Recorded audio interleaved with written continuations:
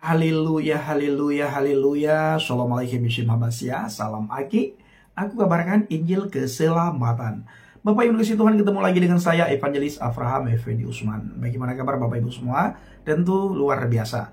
Nah, saudaraku para pencinta Injil Habaget, saya mendapatkan informasi, mendapatkan video di media sosial. Ada seorang ustadz yang punya pikiran bahwa dengan hadirnya Bapak Paus Fransiskus ke Indonesia ini punya tujuan tertentu, punya maksud tertentu.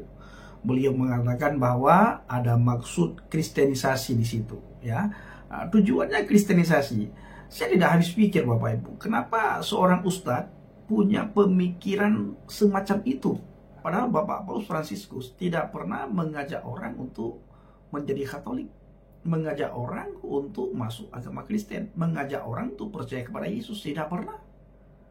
Nah, beliau hadir ke bangsa dan negara kita, bangsa Indonesia, itu untuk mengunjungi umat Katolik. Nah, di samping itu untuk bersilaturahmi dengan bangsa dan negara kita. Beliau tamu negara. Nah, kalau Pak Ustadz, ya, Pak Ustadz punya pandangan seperti itu, coba Pak Ustadz pikirkan, renungkan.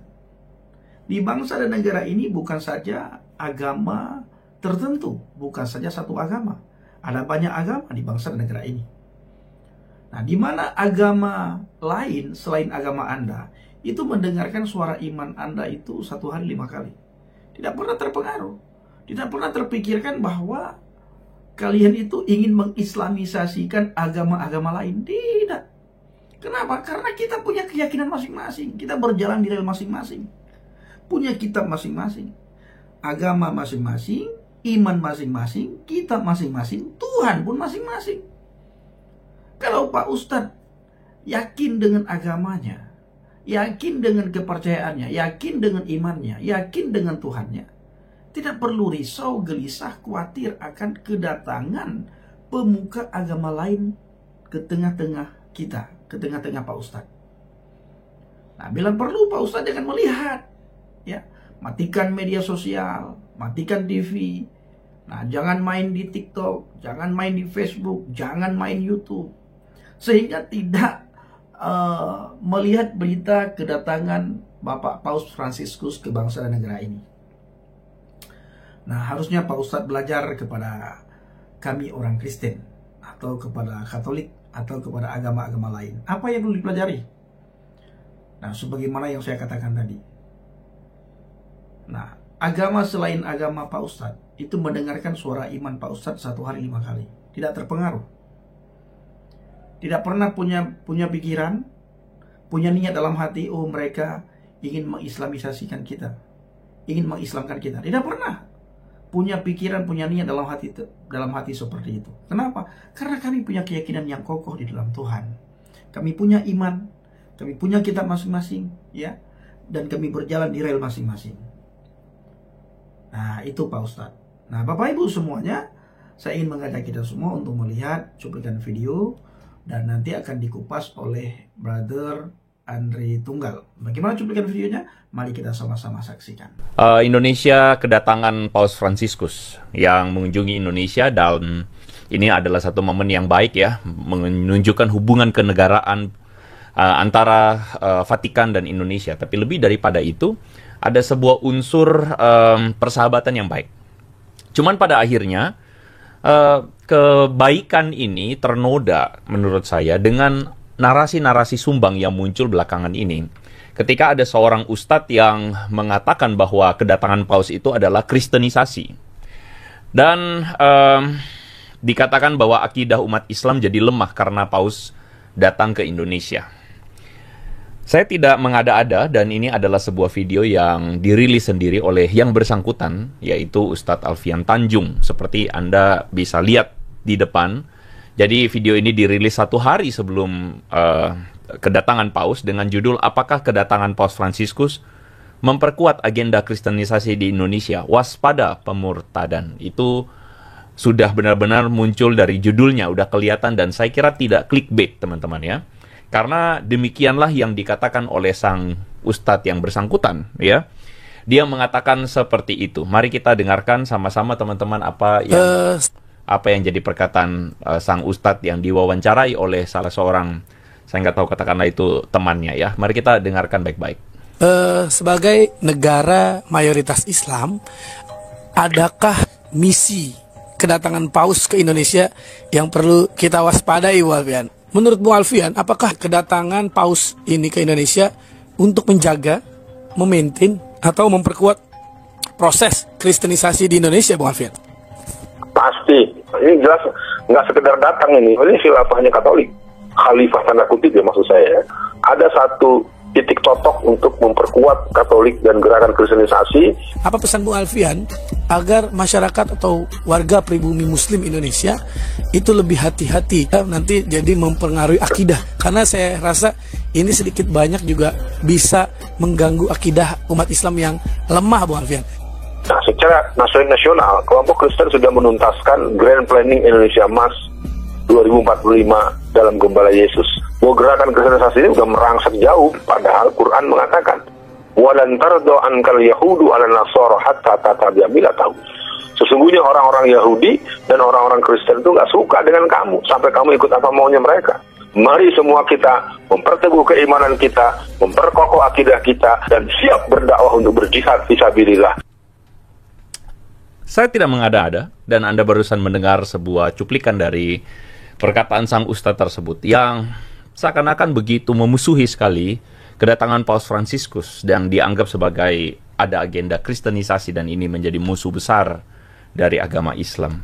Saya yakin Anda yang berwawasan luas, Anda yang pikirannya waras, tidak peduli apapun agama Anda, baik Islam maupun Kristen. Saya percaya Anda pasti terheran-heran dengan perkataan seorang pemuka agama ini. Dan tentu saja kita akan bahas, kita akan berikan jawaban karena perkataan-perkataan miring ini tidak boleh didiamkan. Karena nanti orang berpikir Kristen beneran seperti yang dikatakan oleh sang ustadz itu. Jangan-jangan orang berpikir apa betul memang kristenisasi terjadi, dan saya tidak mengada-ada. Cukup banyak yang berpikir demikian. Jadi nanti kita akan mulai dengan disclaimer dulu.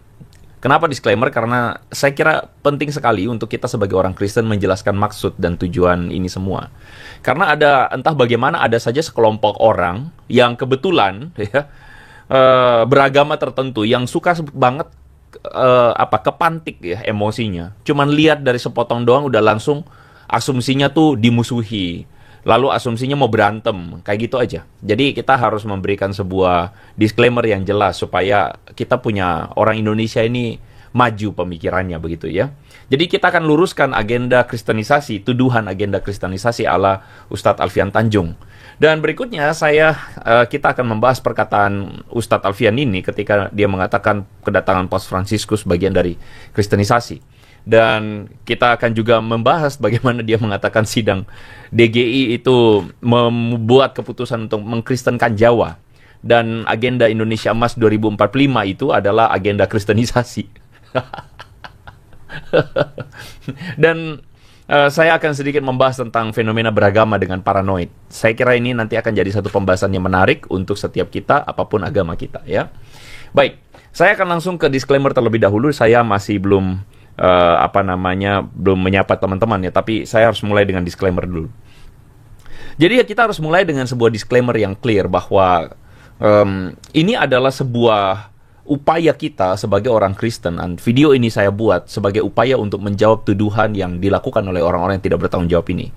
Dan dalam hal ini adalah Ustadz Alfian Tanjung mengambil posisi untuk menuduh bahwa kedatangan Paus ini melakukan kristenisasi. Kenapa saya harus langsung membuat video seperti ini? Saya kira teman-teman yang ada di live stream pasti udah langsung juga clear bahwa kita tidak sedang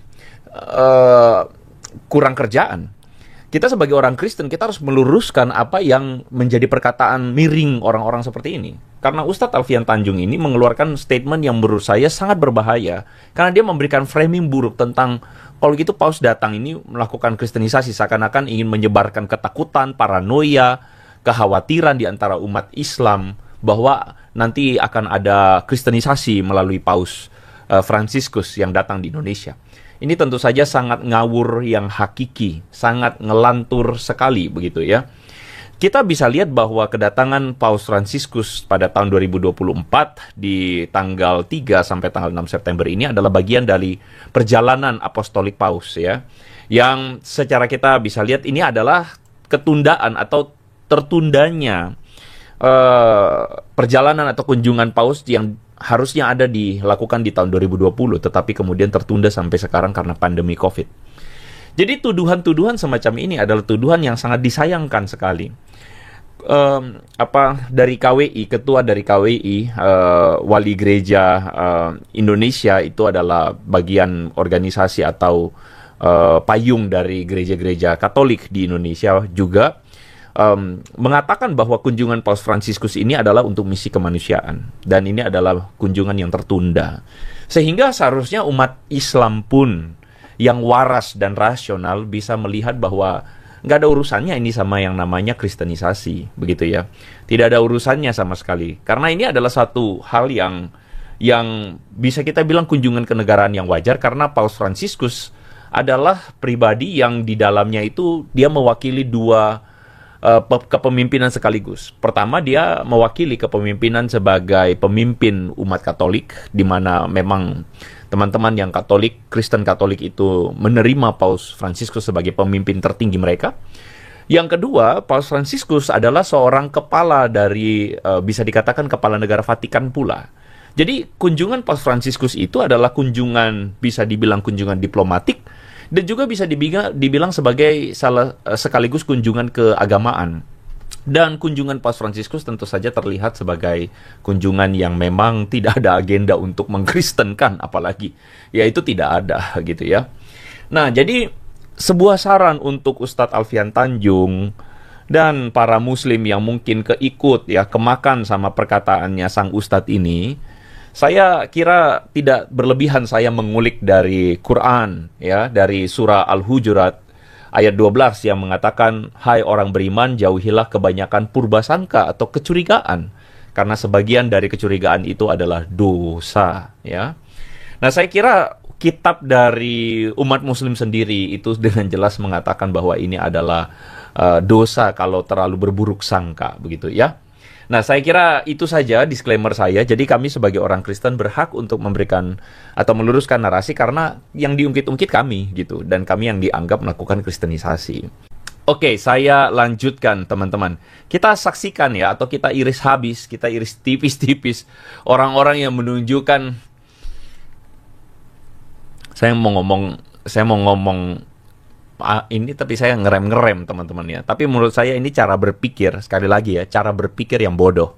Dan cara yang berpikir yang bodoh ini kita tunjukkan supaya apa? Supaya kita itu makin pintar semua.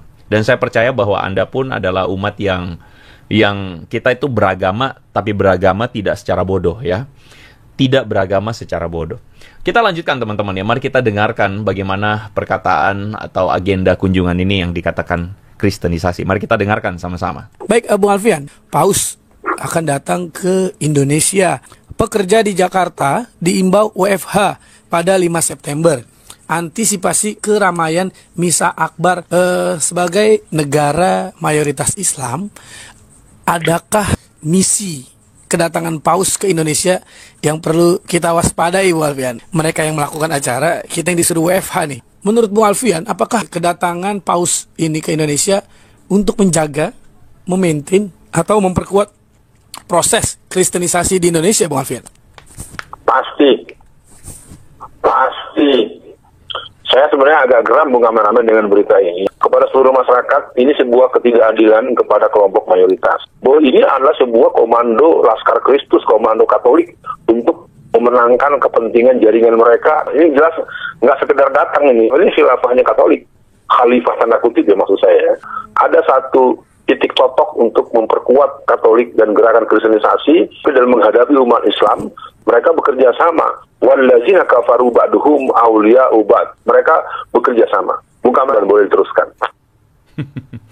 Nah, saya jadi bingung ya dengan perkataan orang-orang ini yang kemudian selalu menaruh curiga dan prasangka buruk ya kepada situasi ini, di mana si Ustadz Alfian Tanjung ini mengatakan bahwa ini pasti ada agenda kristenisasi, karena ketika sang penanya mengatakan umat muslim itu mesti waspada nggak sih Karena misi kedatangan Paus ini untuk kristenisasi.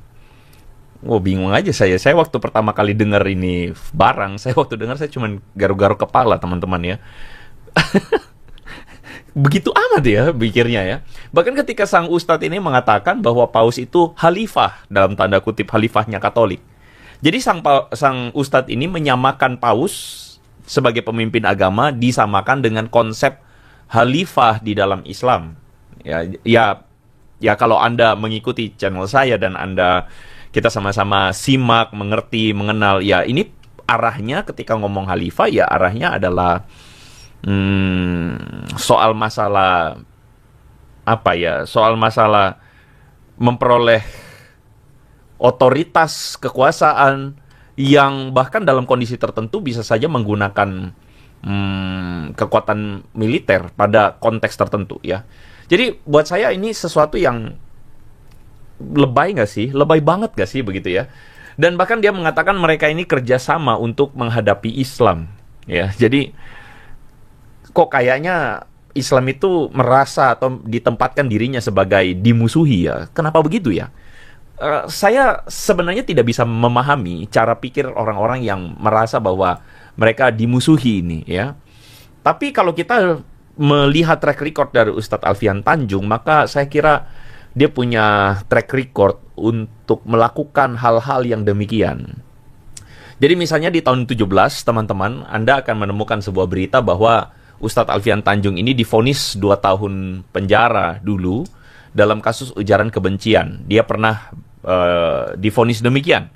Dan kalau kita baca ya di sini, Ustadz Alfian Tanjung ini dinyatakan terbukti melanggar pasal 16 dan sebagainya tentang penghapusan ras dan etnis. Hakim memerintahkan terdakwa untuk ditahan dan kalau Anda melihat kasus ini bermula dari sebuah video yang diunggah di YouTube pada Februari 17. Dan dalam video itu, Alfian Tanjung ini memberikan kuliah subuh di Masjid Al-Mujahidin dengan menuding Presiden Jokowi dan Gubernur Jakarta Ahok pada waktu itu, Basuki Cahayapurnama, sebagai antek PKI dan Cina. Nah, dari sini Anda sudah bisa melihat bahwa ada sebuah track record untuk menyembur-nyemburkan hoax, menyembur-nyemburkan sebuah perkataan yang salah, menyembur-nyemburkan sebuah informasi yang keliru. Dan buat saya ini adalah sebuah ini menolong atau memampukan kita untuk melihat bahwa ya kita nggak heran kalau misalnya ada orang yang kemudian mengatakan demikian begitu ya. Dan saya berharap pada akhirnya teman-teman kita tidak terprovokasi.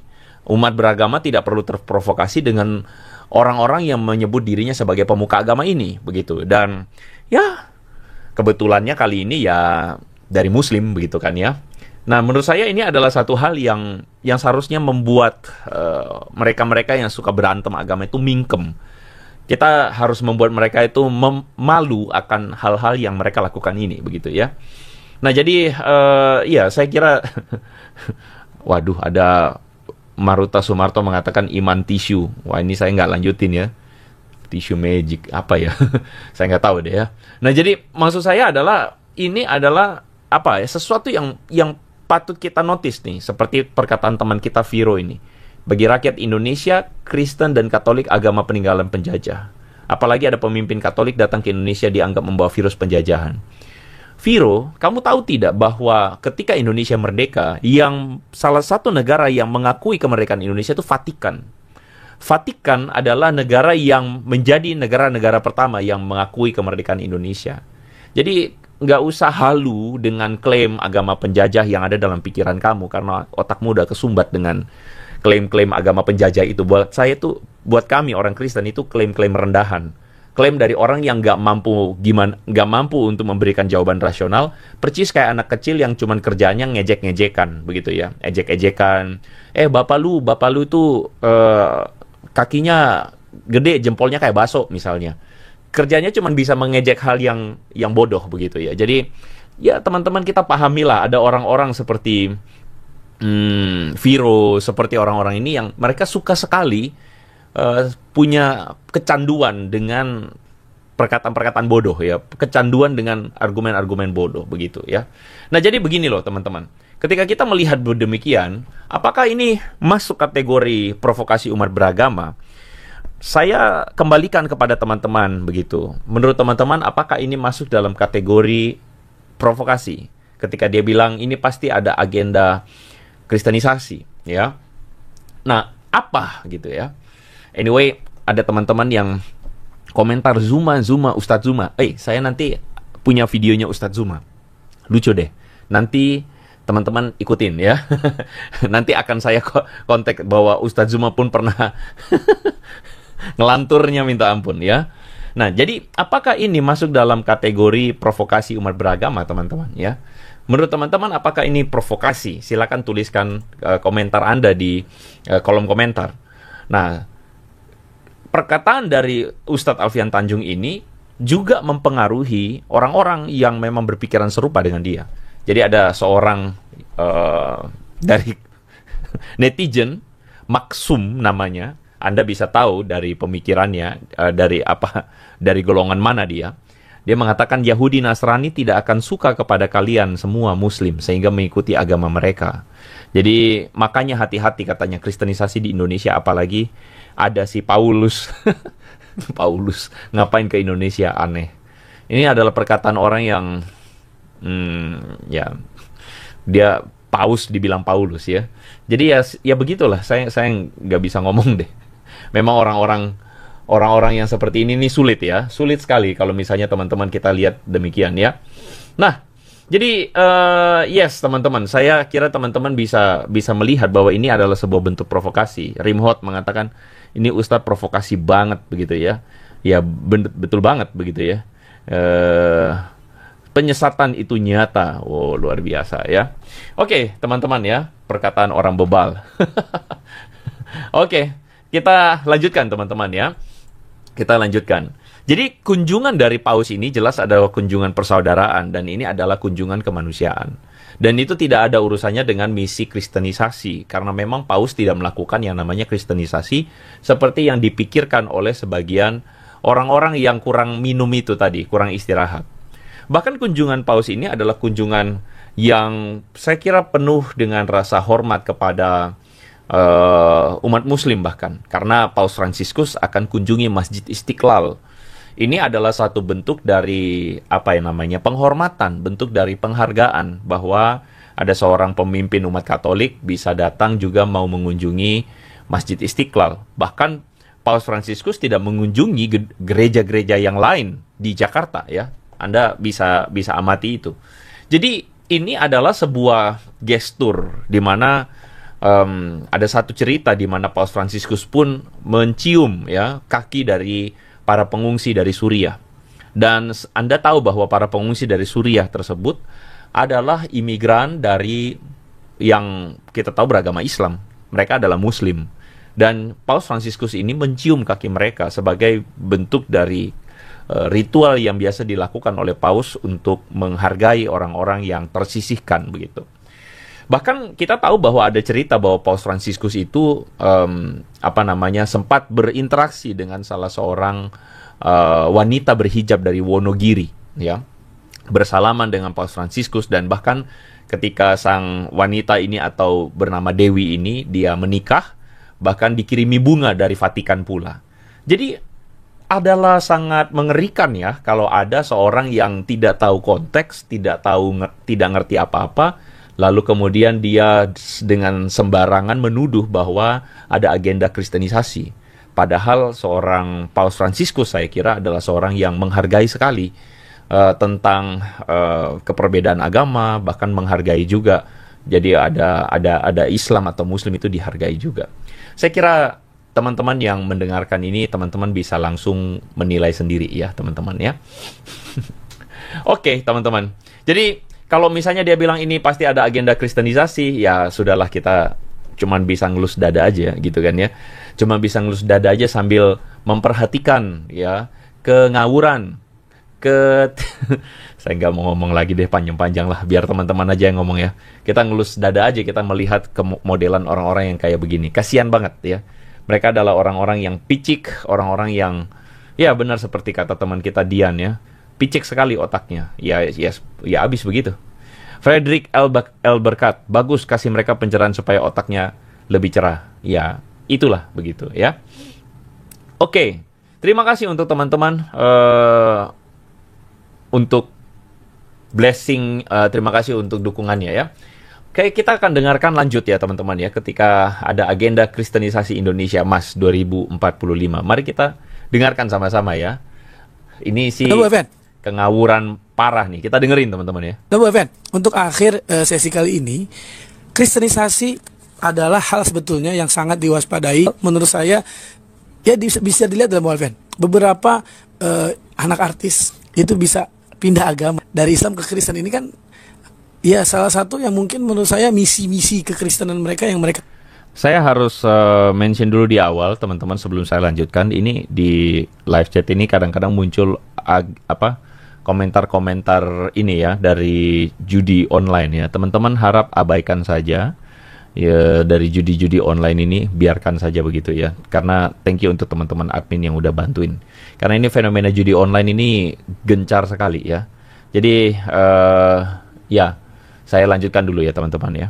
Nah, Bu Evan, untuk akhir sesi kali ini, Kristenisasi adalah hal sebetulnya yang sangat diwaspadai. Menurut saya, ya bisa dilihat dalam Bu Evan, beberapa anak artis itu bisa pindah agama dari Islam ke Kristen. Ini kan ya salah satu yang mungkin menurut saya misi-misi kekristenan mereka yang mereka bawa, Bu Alfian. Apa pesan Bu Alfian agar masyarakat atau warga pribumi Muslim Indonesia itu lebih hati-hati, jangan terbawa FOMO misalkan, nanti jadi mempengaruhi akidah.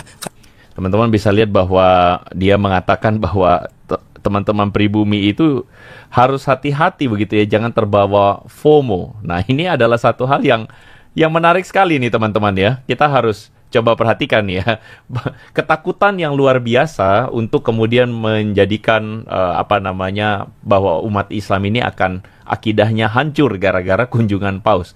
Saya kira itu sesuatu yang sesuatu banget ya, sesuatu banget.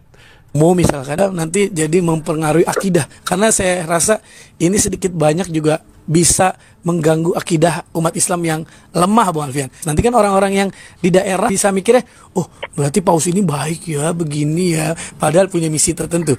Untuk akhir sesi kali ini, apa pesan Bung Alfian untuk umat Islam Indonesia? Silakan. Ya, yang pertama, pada sidang Dewan Gereja tahun 1967 di Ambon, mereka sudah mencanangkan untuk mengkristenkan Pulau Jawa selama 25 tahun dan mengkristenkan Indonesia pada 50 tahun ke depan. Coba lihat ya, dia mengatakan bahwa ada pada sidang DGI tahun berapa tadi, 67 di Ambon, dikatakan bahwa mencanangkan, memutuskan, melakukan sebuah program untuk melakukan kristenisasi di Pulau Jawa selama 25 tahun dan 50 tahun untuk Indonesia. Konspirasinya udah mulai ngelantur-ngelantur munculnya. Kita dengerin lanjut ya.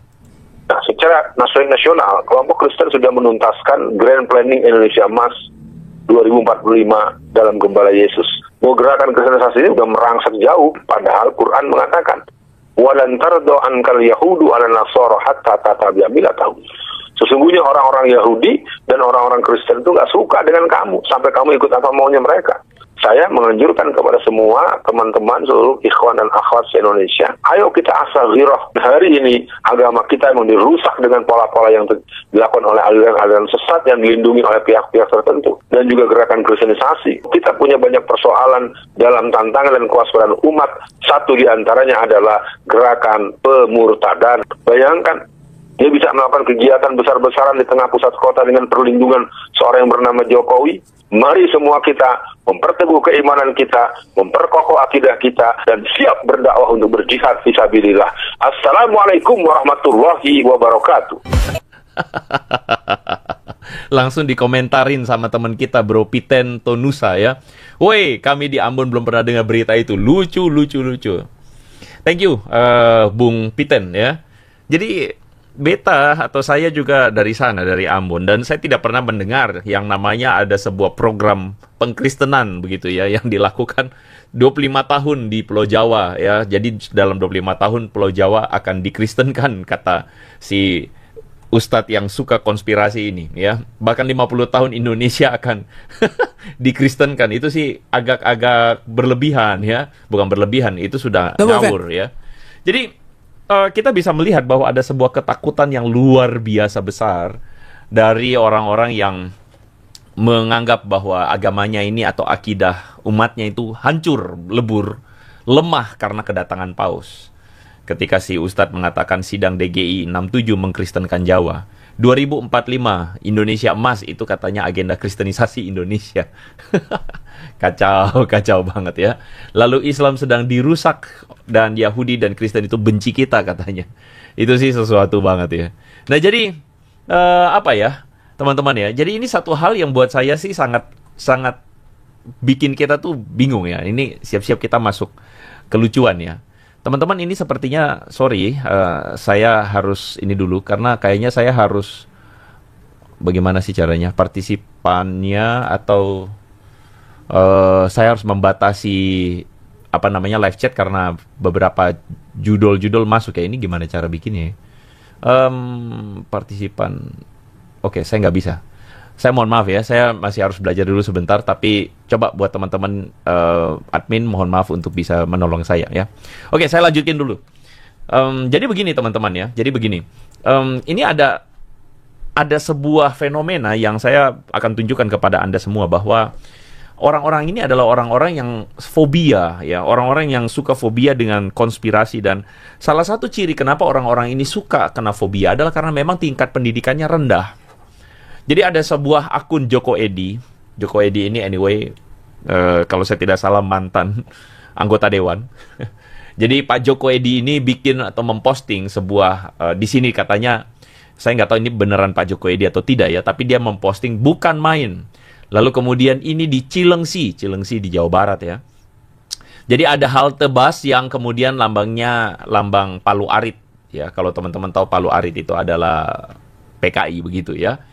Nah, jadi ini adalah kejadian yang diklaim sebagai kejadian di Cilengsi, dan kejadian ini adalah kejadian yang kemudian dikonfirmasi oleh Kominfo sebagai hoax ya.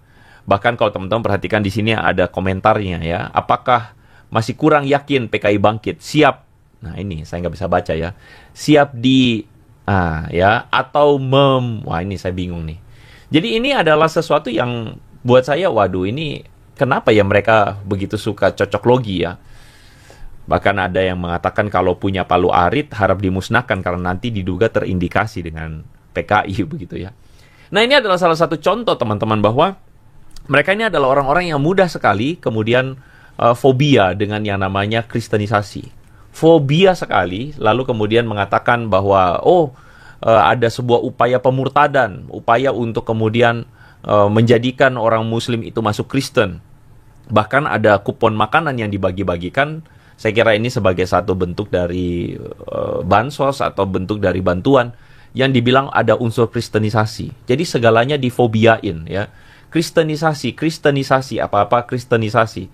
Bagi saya ini adalah satu hal yang sangat meresahkan ya, sangat meresahkan sekali. Jadi saya kira ini adalah satu bentuk dari satu bentuk dari putus asanya mereka, karena mungkin mereka sudah hopeless ya. Bahkan kalau teman-teman perhatikan tadi ketika si penanya ini ya, ketika dia mengatakan bahwa ini kristenisasi, anak-anak artis saja pada pindah gitu ya. Mari kita saksikan sekali lagi teman-teman ya. Bu Evan, untuk akhir sesi kali ini, kristenisasi adalah hal sebetulnya yang sangat diwaspadai. Menurut saya, ya bisa dilihat dalam Bu Evan. Beberapa anak artis itu bisa pindah agama dari Islam ke Kristen. Ini kan ya salah satu yang mungkin menurut saya misi-misi kekristenan mereka yang Anda bisa lihat bahwa sudah ada ketakutan, rasa fobia karena mereka cemas ya, sangat cemas bahwa pindah agama dari Islam kepada Kristen. Kecemasan itu kecemasan yang akut sekali sampai tadi saya lihat ada orang yang mention Zuma ya, si Zuma atau Zulkifli Abbas ini justru memposting hal ini. Siap-siap teman-teman ya. Coba mari kita dengarkan ya, kita dengarkan. Bismillahirrahmanirrahim. Assalamualaikum warahmatullahi wabarakatuh. Sahabat-sahabat dimanapun berada, ini saya Zulkifli Abbas ya. Agar berhati-hati membeli sejadah ini, saya baru perhatikan adanya tanda salib. Jadi berhati-hati katanya membeli sajadah karena di sini ada tanda salib, bro. Tanda salib di sajadah, bro. Kita lanjutkan ya. Di sejadah. Ini bukan karena faktor tidak sengaja atau kebetulan. Ini tanda salib ini. Jadi kalau beli sejadah, berhati-hati. Ini tanda salib. Tanda salib. Umat Islam hati-hati ya, beli sejadah tolong diperhatikan. Jadi umat Islam menurut Zulkifli Abbas hati-hati karena ini adalah sebuah kristenisasi. Ada tanda salib, bro. Saya itu sampai bingung ya teman-teman ya kalau udah melihat kayak begini. Kenapa? Karena pada akhirnya kok bisa ya? Makanya kalau ada orang yang mengatakan, Bro Andre, debat dong sama Zulkifli Abbas.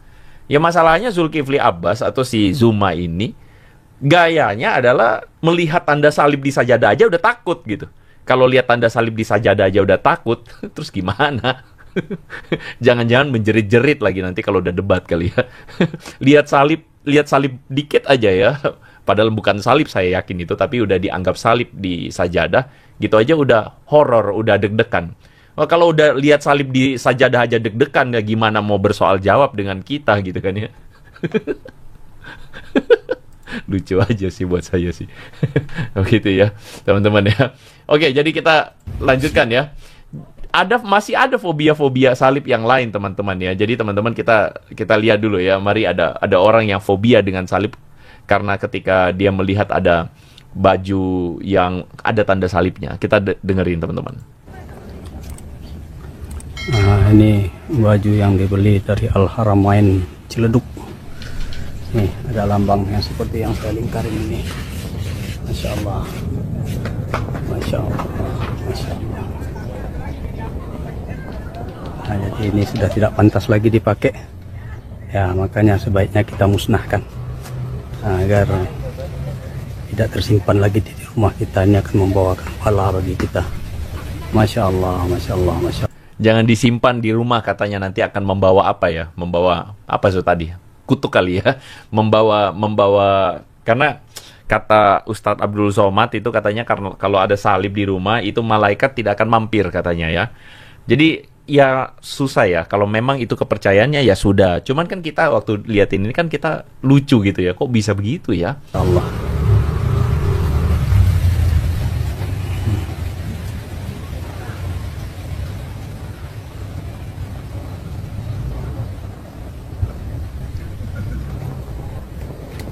Al-Haramain Ciledug. Kasihan juga itu ya beli batik ya dibakar juga gara-gara dianggap ada salib. Nah jadi inilah yang selalu dijual teman-teman sama teman-teman kita Donditan ini ya, yang selalu bilang wah ini karena apa namanya karena kristenisasi ya. Jadi saya kira orang-orang seperti ini harus benar-benar dilawan ini cara pikir mereka ini ya, teman-teman. Mari kita saksikan sama-sama ya. Di Indonesia ini sudah ada aturan penyebaran agama. Nggak boleh door to door, nggak boleh bagi-bagi pamflet. Sebentar. Saya miss ya. Oke. Sorry, ini kayaknya tadi ada sedikit bermasalah di ini ya, teman-teman ya. Saya lanjutkan teman-teman, sorry ya. Oke, kita lanjutkan Donditan ketika dia mengatakan ada yang namanya kristenisasi dengan bagi-bagi sembako. Di Indonesia ini sudah ada aturan penyebaran agama. Nggak boleh door to door, nggak boleh bagi-bagi pamflet, brosur, nggak boleh bagi-bagi sembako, ya. Itu hal-hal sudah dilarang dan ada sanksinya. Tetapi masih banyak yang melakukan di lapangan. Nggak boleh bagi-bagi sembako. Anda bisa melihat bahwa mereka menuduh ada kristenisasi karena ada bagi-bagi sembako. Padahal mereka pula lah yang kemudian melakukan bagi-bagi sembako itu untuk mengislamkan orang. Kita dengarkan baik-baik. Antum dakwahi orang-orang di kampung sana yang tidak sekolah, pakai ilmu. Ditolak sama dia. Kenapa? Tidak sekolah dia. Tapi kalau antum datang bawa sembako, diterima sama dia. Saya dakwah dokter ke NTT. Rame-rame orang tua di sana menyerahkan ke saya anaknya untuk diislamkan. Bagus itu. Saya pergi ke NTT itu bawa nenteng banyak saya uang. Saya kalau ke NTT bawa uang banyak saya. Rame-rame orang tua di sana menyerahkan ke saya anaknya untuk diislamkan. Ayah ibunya Katolik, anaknya disuruh masuk Islam. Kenapa? Karena metode dakwah saya mengikuti Quran tadi. Bahkan Ustadz Nababan mengatakan metode dakwahnya yang adalah bagi-bagi sembako mengikuti Quran. Jadi kalau misalnya orang-orang seperti Don Ditan ini mengatakan bahwa jangan boleh bagi-bagi sembako, pada kenyataannya mereka lah yang juga melakukannya. Nah, ini kalau udah kayak begini, makanya seperti teman kita mengatakan Jaguar Seru ini ya, Islam kontradiksi. Dalam hal ini ya, masalahnya ya begitulah. Orang-orang ini mereka yang nunjuk orang melakukan kristenisasi, mereka juga yang kemudian menyebut dirinya sendiri kan sebenarnya kan. Nah, jadi makanya ya, bagaimana cara kita menjelaskannya teman-teman ya. Nah, saya menemukan ada sebuah postingan yang keren banget dari seorang Hasanuddin Abdurrahman. Dia menuliskan begini, kristenisasi pakai Indomie itu tidak akan berhasil karena sejak dulu dibungkus Indomie ada label halal katanya.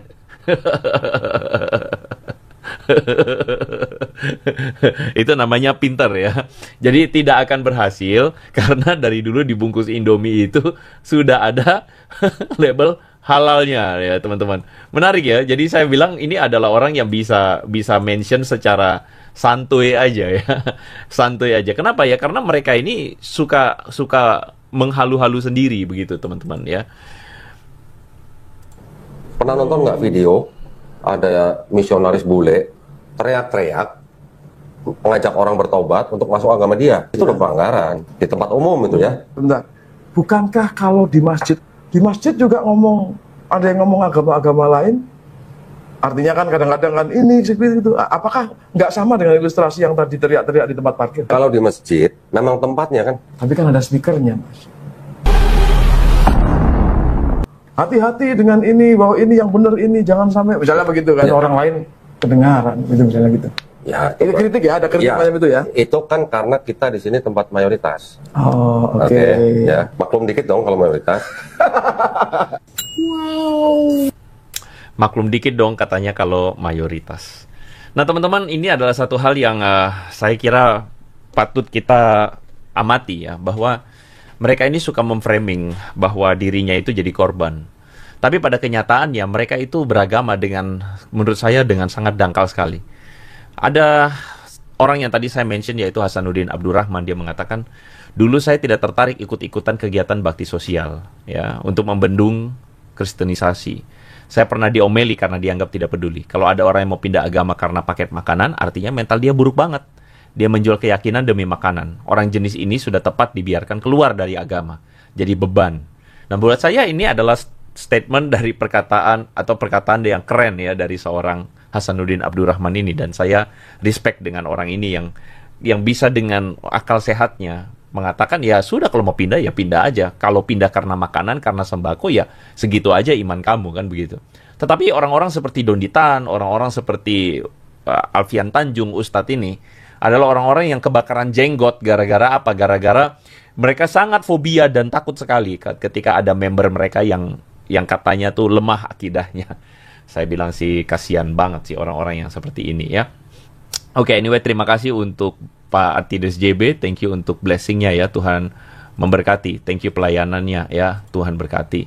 Dan iya, saya minta bantuan juga untuk teman-teman yang saya tadi sudah ini sebagai admin, yang ada lambang apa sih, lambang range-nya itu ya, lambang ini. Minta tolong untuk langsung di delete itu yang judul-judul itu ya. Saya minta bantuannya. Terima kasih teman-teman yang sudah membantu ya. Kita lanjutkan satu bagian yang terakhir teman-teman ya. Nah, jadi gimana nih Ustadz, kata si orang tersebut. Muslim lain bisa jadi lemah akidahnya karena kedatangan paus. Jadi mereka melihat bahwa paus datang itu, wah kok paus baik ya, kok Bapak Paus ini sederhana ya. Karena teman-teman tahu kan ada ceritanya di mana Paus Fransiskus itu menolak untuk naik mobil mewah. Beliau naik mobil yang biasa dan menginap juga di kedutaan, kedubes Vatikan, tidak di hotel mewah. Dan ini dianggap kontras banget dengan pejabat-pejabat hari ini yang ada di Indonesia yang bisa naik kendaraan mewah, bergaya hidup mewah, memposting hal-hal yang mewah begitu ya, dan berbeda sekali dengan Paus Fransiskus ya. Nah, kebaikan yang ditunjukkan oleh Paus Fransiskus itu teman kita ada yang komentar tadi ya. Jadi kebaikan dari Paus Fransiskus itu bahkan dikhawatirkan dan ditakuti ya.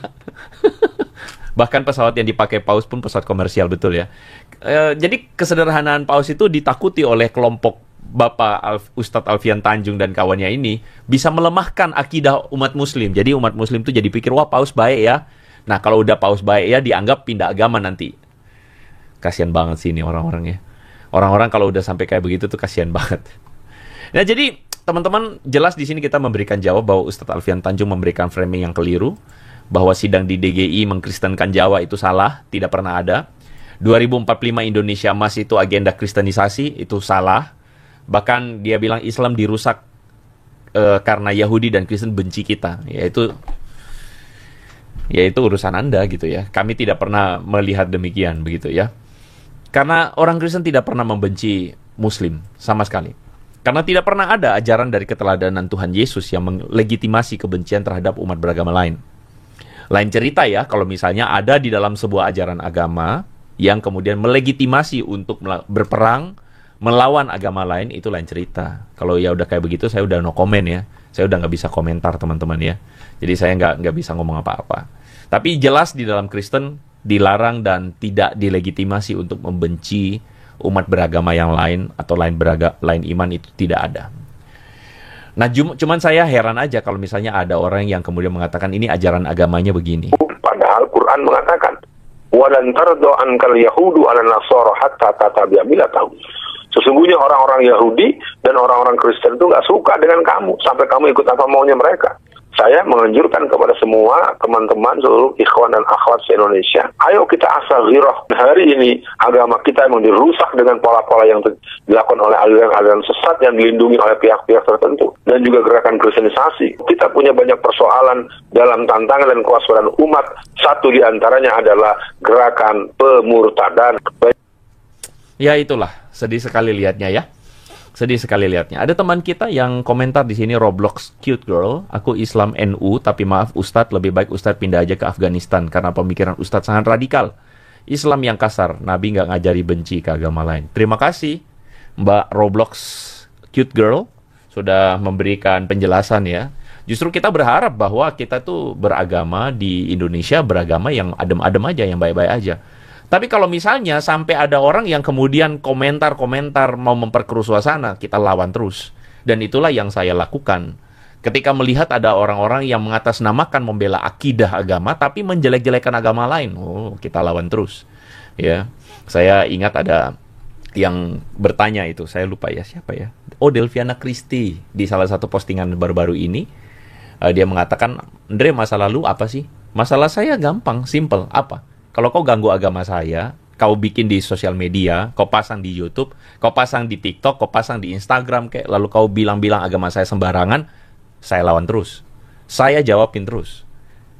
Anda mau saya berhenti, berhentilah membahas agama saya. Sudah. Kalau Anda mau kami berhenti, berhentilah membahas agama kami.